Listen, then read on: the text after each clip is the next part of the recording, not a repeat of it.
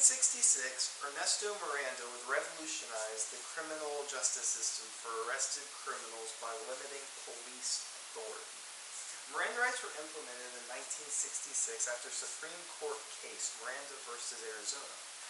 These rights are essential for everyone to know for future encounters with law enforcement. Miranda rights have played a huge role in informing persons arrested of their constitutional rights and limiting police authority in obtaining confessions without the presence of an attorney. Knowing your Miranda rights is a very useful tool that could determine many different factors, such as jail. Let's move on to my first point, which is, what are Miranda rights? According to MirandaRights.org, there are 4 main parts that make up your Miranda rights. Your first Miranda right is the right to remain silent. When someone is told that they have the right to remain silent, this is classified as a Miranda warning. This Miranda warning was designed to protect the persons who undergoing police questioning or trial. This keeps that person from incriminating themselves by having the option to remain silent. If someone cooperates with law enforcement before being placed under arrest, then they are giving up their 4th and 5th Amendment. These rights cannot later be reclaimed after arrest or Miranda warning. Your rights cannot be reclaimed after you start cooperating, and most people are not even aware of their Miranda rights, so they cooperate anyways.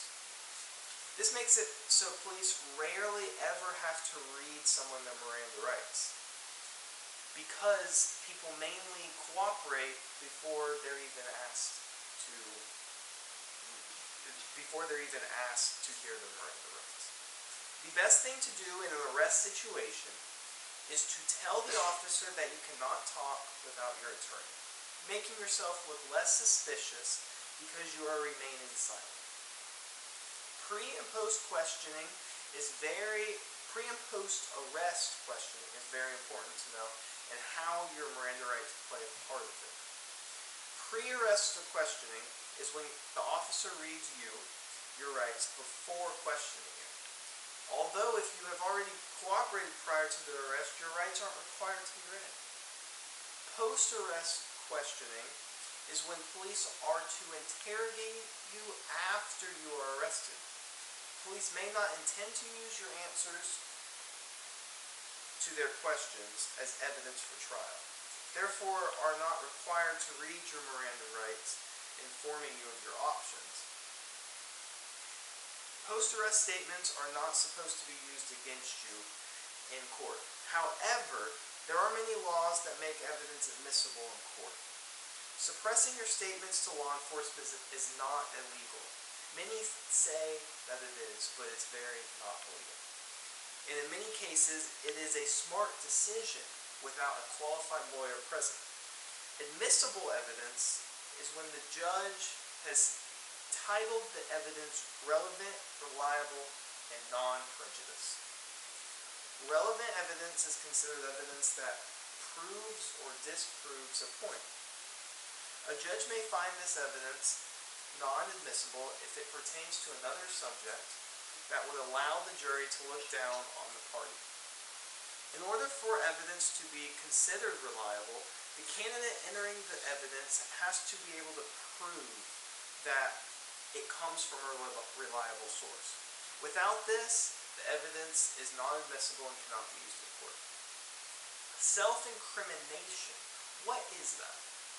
Self-incrimination is the producing of a statement that leads to one's criminal prosecution.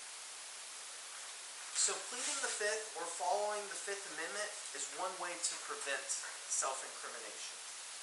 Taking the stand in court waives all Fifth Amendment rights, and the subject must answer to all questions. So taking the stand could lead you to self-incriminating yourself.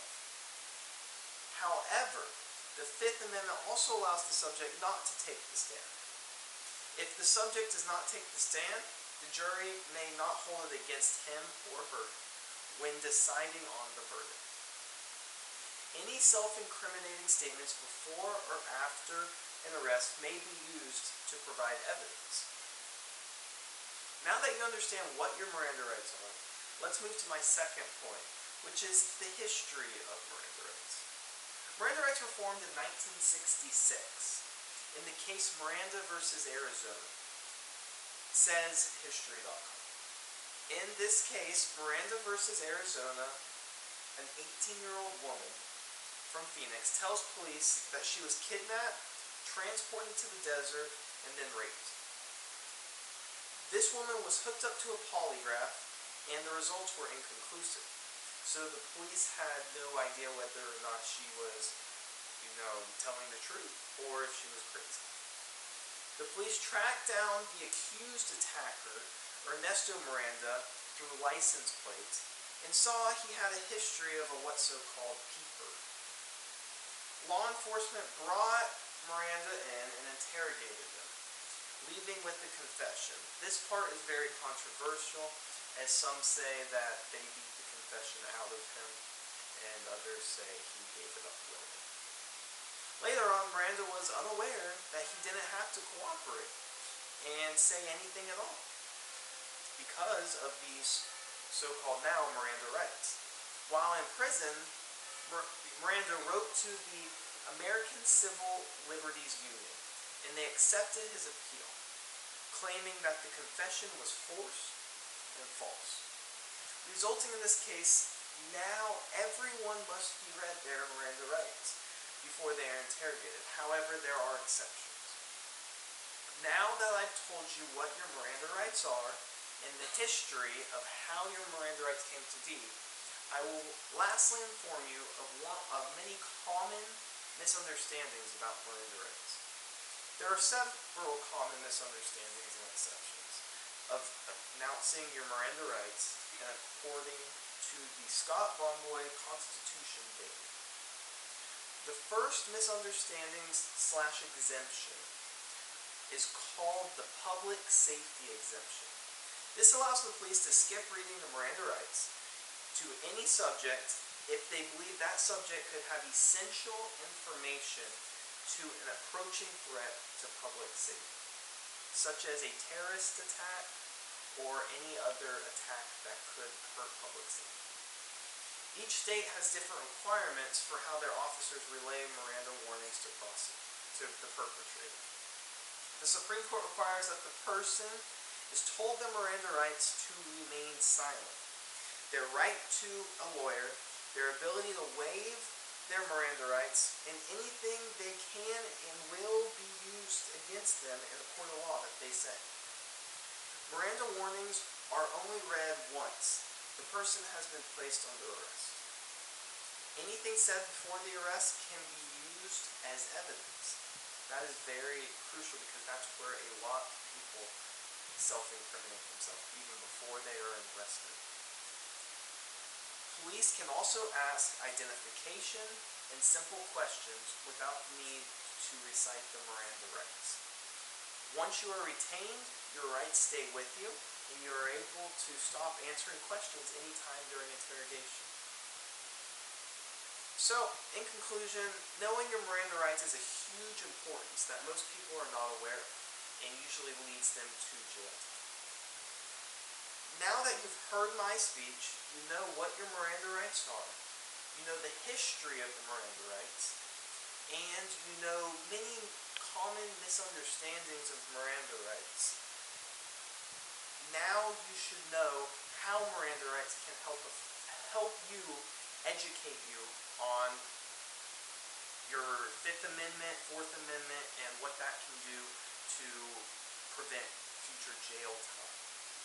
Having knowledge about your Miranda rights can not only keep from self-incriminating yourself, but can also keep you out of life sentence to jail.